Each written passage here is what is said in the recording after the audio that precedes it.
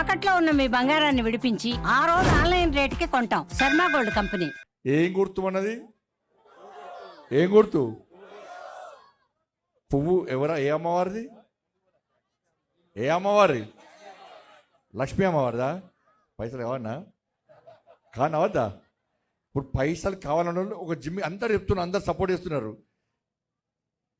ఇలా పువ్వు కావాలన్న ఏం చేయాలంటే పైకెత్తి ఇట్లా పువ్వు అమ్మవారు చూపెట్టాలి.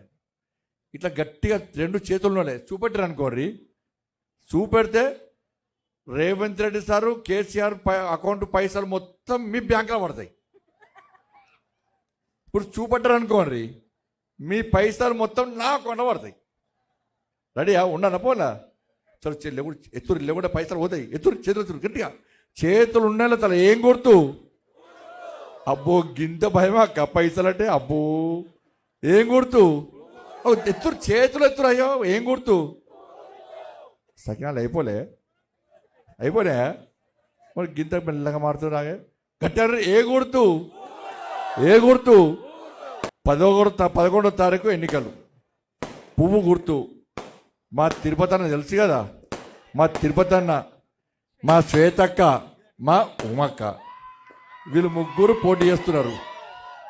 ఇలా ముగ్గురు గెలిపించాలి కదా. డౌట్ ఏమన్నా?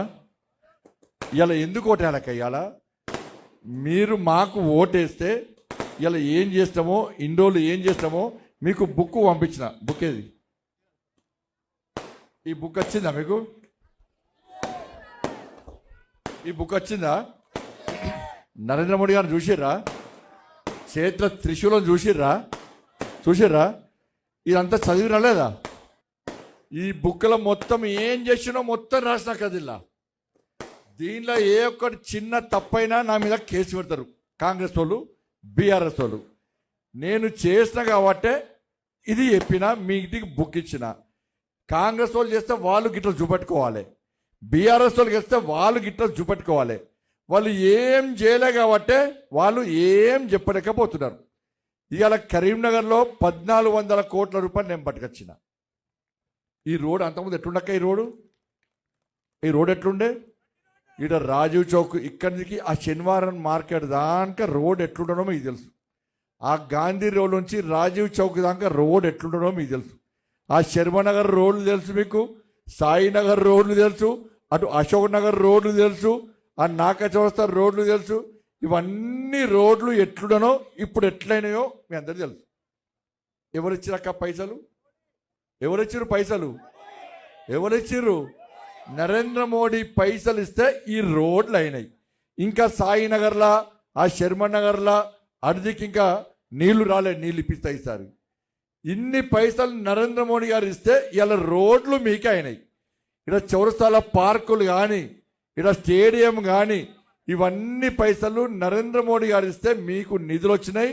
ఈ కరీంనగర్ను స్మార్ట్ సిటీ చేసినాం. ఇలా బీఆర్ఎస్ వాళ్ళు చేసింది ఏంది అంటే, పైసలు నేను తీసుకొస్తే నేను లేనప్పుడు వచ్చి కొబ్బరికాయలు కొట్టిరు, పీకిరు. నేను ఢిల్లీ పోగానే వస్తారు కొబ్బరికాయ, గంగుల కమలాకర్ వస్తారు, టక్కన కొబ్బరికాయ కొడతారు, పీకుతారు. కొబ్బరికాయలు కొట్టుడు వాళ్ళ పని, పైసలు తెచ్చుడు నా పని. మరి నిజంగా మీరే పైసలు తెస్తే ఇవాళ ప్రజలకు మేము తెచ్చినామని చెప్పి బుక్స్ కొట్టించి ఎందుకు పంచలేకపోతున్నారు? ఎందుకు చెప్పలేకపోతున్నారు? వాళ్ళు చేయరట, మేము చేసింది చెప్పుకోవద్దట. ఇలా గంగుల కమలాకర్ అని అంటుండట, ఇగో బండి సంజయ్ నయా పైసా తెస్తే నేను తెచ్చినట్టు చూపడితే మూలే చదువుకొని పోతాను. మరి పోయావో నన్ను చూపడ్డా కదా. ఇలా గిన్ని పైసలు నేను తెచ్చినాక ఎందుకు తెచ్చినా అంటే, మీరు నన్ను గెలిపిస్తే నరేంద్ర మోడీ గారు నన్ను కేంద్ర మంత్రి చేసింది కాబట్టే ఇన్ని 100 కోట్ల రూపాయలు తీసుకొచ్చి మీ దగ్గర పెట్టాక ఇలా కరీంనగర్ స్మార్ట్ సిటీ చేసిన. ఇలా అందరి లెక్క తయారైంది. ఇంకా రోడ్లు ఉన్నాయి, ఇంకా మోర్లు కట్టాలి, ఇంకా లైట్లు కట్టాలి, ఇంకా నీళ్లు ఇవ్వాలి. మొన్న 134 కోట్ల రూపాయలు నీళ్ల కోసం పట్టుకొస్తే ఇంకా సాయినగర్కు, శర్మనగర్కు, అనేక ప్రాంతాల్లో నీళ్లు లేవంటే నాకే ఇచ్చేది అనిపిస్తున్నది. ఇప్పుడు 50 కోట్ల రూపాయలు తీసుకొచ్చి మున్సిపాల్లో ఇంకా ఉన్నాయి. ఎన్నికల కోడ్ అని చెప్పి అట్లా పెట్టినాం. ఇవన్నీ లెక్కల దగ్గర ఉన్నాయి. ఈ లెక్కలు మొత్తం మీ బుక్ ఇచ్చినా ఇంకా లెక్కలు నా దగ్గర ఉన్నాయి. ఎవరైనా వస్తే ఈ శర్మనగర్ రమ్మని చెప్పండి, నేను లెక్కలు చూపడతా. వాళ్ళేం తెచ్చిరు, నేనేం తెచ్చిన.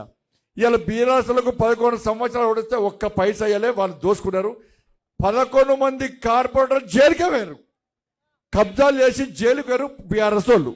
ఇవాళ వాళ్ళ పార్టీ మీద పోటీ చేద్దామంటే ఒక్కడొస్తలేడు. ప్లీజ్ పోటీ చేయండి, ప్లీజ్ పోటీ చేయండి అంటున్నారు వాళ్ళు.